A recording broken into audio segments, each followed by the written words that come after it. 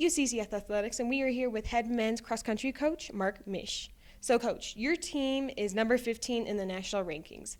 What does that mean to you guys, and what do you have to say about all the hard work they put in their hard performance?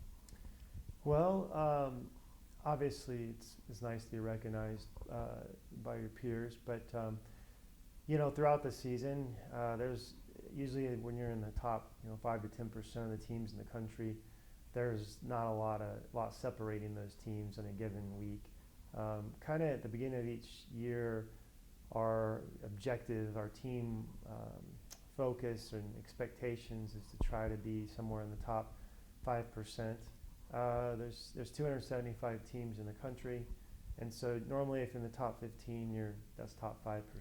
Last year we were 12th at the national meet, and we've kind of floated around there probably so far this year. It's a long season, and you go through some ups and downs. Your personnel, you have some injuries and some things like that. So we still have a ways to go to the stuff that really counts, conference, regionals, and nationals.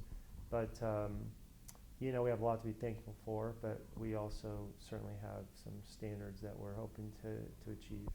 Absolutely. And then just noticing from the beginning of the season up to now, how have you seen your team grow and achieve above and beyond? Yeah, you go into every year with the hope that everything's perfect or optimal, which isn't how life works. You have things happen, like I mentioned, injuries. Some things are very untimely. But I've been coaching a long time, so you learn to accept the unexpected. And the thing that's important is that the people who are on the team understand that's part of the process too. So you can't get discouraged if you have a top person that gets an injury or something goes wrong, because you have to have other people that are ready to step into that, because it's not just your team. Every other team is battling the same things too. Very rarely do you go through a season where everything's perfect. It just doesn't work that way. So we just try to keep a balance, like not let your highs get too high and your lows get too low, and keep an eye on the big picture. For us in our sport, it definitely comes down to November with the NCAA regional championships and then the national championships 2 weeks later. So as you go through the year, you kind of accept there's some bumps in the road, but if you can kind of keep going in the right direction and kind of circle the wagons and be ready to go when it counts the most, then that's all you can ask for. So that's kind of the focus.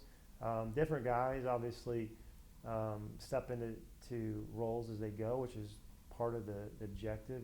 Guys get better every year, and everybody, it doesn't matter if it's your best guy. He wasn't always the best guy. There's some point in his career where he was not, and he was moving up the ladder, and so it's kind of a continual process every year.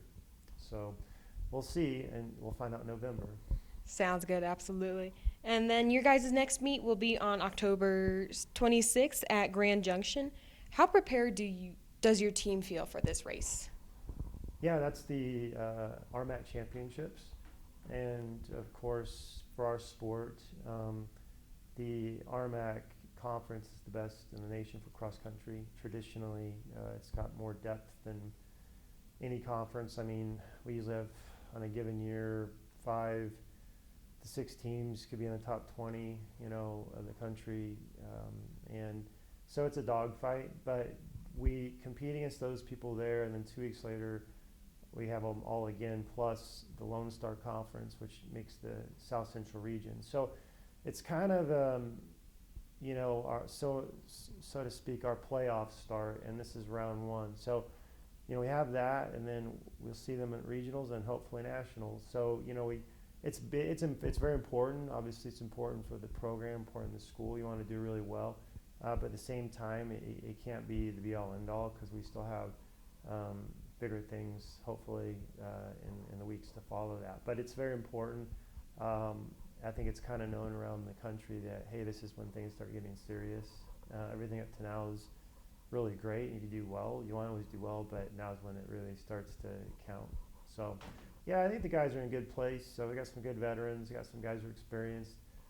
They know what it's about, and there's no magic. I mean, they know what we got to prepare to do and how to do it, and then we'll just and to go out there and try to put ourselves in position to do the best we can with our fitness we have, our personnel, and let the cards fall where they may, and then keep going. So that's the plan. Sounds good. Well, thank you, Coach, so much. Good luck at your next meet, Thanks. and go Mountain Lions.